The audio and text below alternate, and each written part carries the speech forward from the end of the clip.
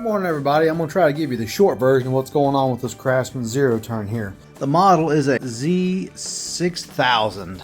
The customer installed a battery, it slipped putting it down here.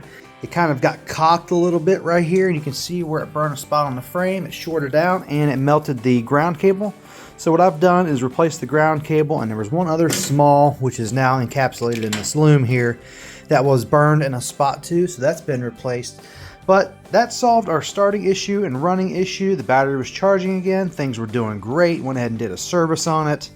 I ordered some new blades because the blades were bent. So I went to do a final test, and upon turning on the blades, we were blowing this fuse right here, which supplies the 12-volt power to the key switch. So let me show you what's going on here on a diagram. So you're going to see the highlighted version here, what I've got. I printed out the diagram for this, the wiring, everything leading from the key switch. Here's my fuse that was blowing. I back-checked circuitry, make sure connections were good. We had good power up to the fuse. I was looking at where the fuse was powering because this fuse was only blowing when the PTO was engaged.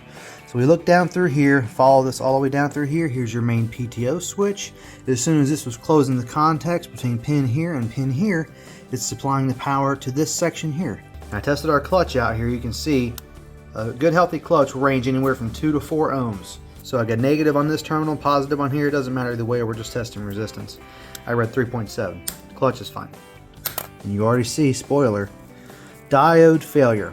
So out on the harness on the actual mower, there's 2 wires coming down, going through the frame.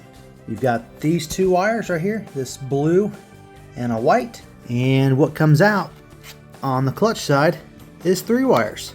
I know, goes down as 2, comes out as 3. And I'm like, okay.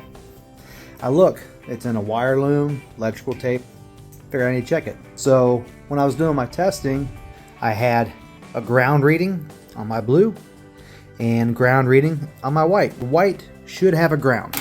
The white is supposed to have a ground because that's what supplies the ground to the clutch as long as all the safety conditions are met.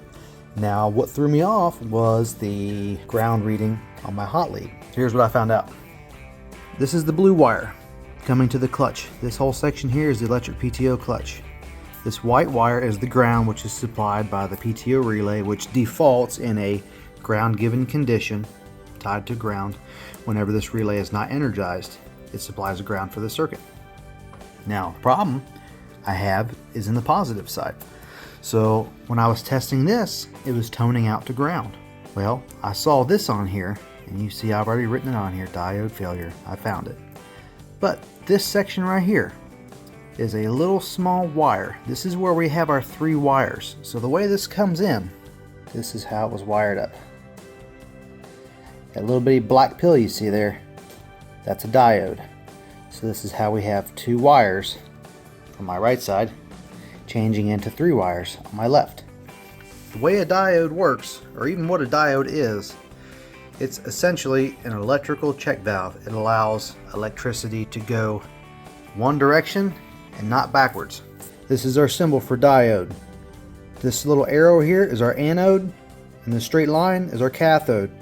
Current will flow from the anode to the cathode given the direction of the arrow here. In any scenario, that diode will allow the white current, which is the ground, it will allow it to flow this direction. Problem is, when I tested this, it's allowing current to flow from the hot to the negative. So what's happening is, instead of it powering the clutch like it's supposed to, it is going straight to ground through this failed diode and blowing, get out of the way, it is blowing our fuse.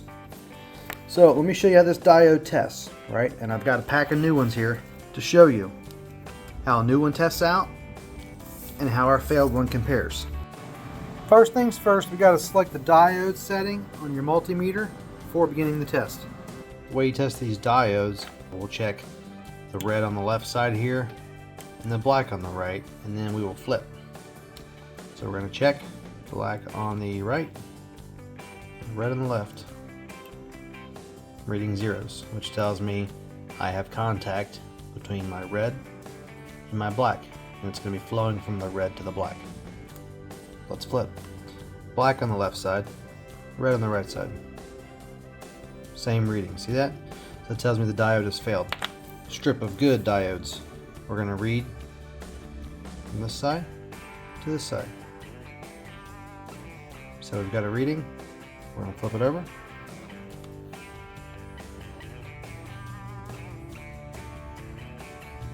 No change. See that? Means it's working.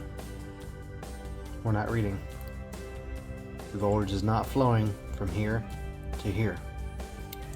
The way this is sitting here on a diagram looks just like this. It flows from the anode to the cathode.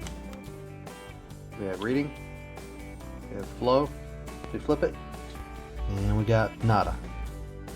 This is a good diode, brand new. What I'm going to be doing is we're going to be taking and replicating what we have here in the wire harness.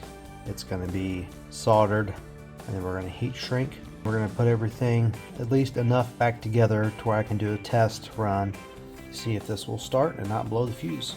Stay tuned. I know the question that's burning deep down inside. Why go through all the trouble of chasing down a wire harness on a Craftsman mower? Well, harnesses can be anywhere from $200 to $600. I didn't price this one, but if I find one, I'll post it in the video. So, I'm a problem solver. Most mechanics that do this job, they do it because they either like it or they were forced upon it by some family curse. I was both. Anyway, the point is, you can learn, and the more you learn, the more efficient you can become. So even if you have some growing pains going across something new, like a diode for instance on this one, chasing down an electrical issue helps train your brain a little bit, and each time you do it, you'll become a little faster. Now this one just had me for a loop because I wasn't really sure where that was at. Finding that was the difficult spot. Now I could have Googled it, yeah, but I just looked for myself because I've worked on these things for years, so that's what I did.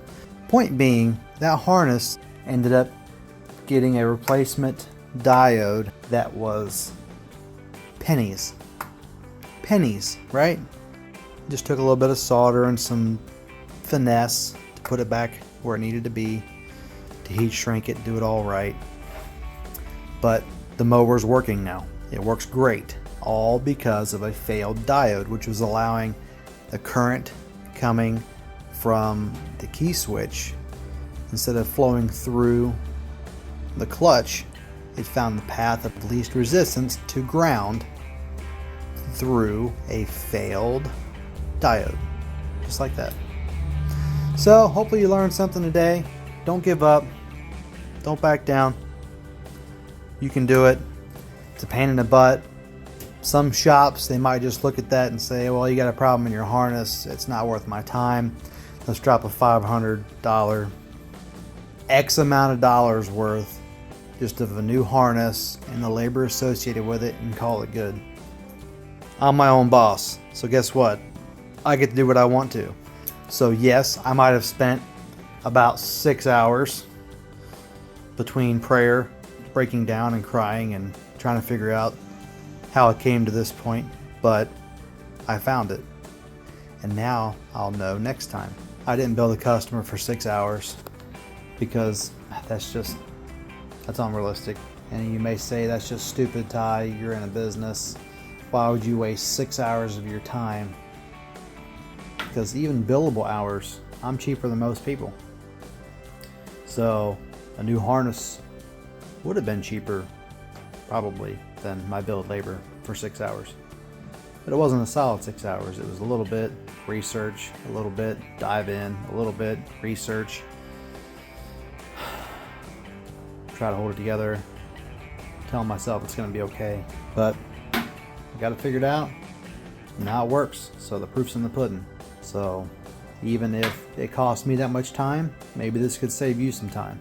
So keep it in mind and check back in for more videos, and I'll try to help you guys out the best I can.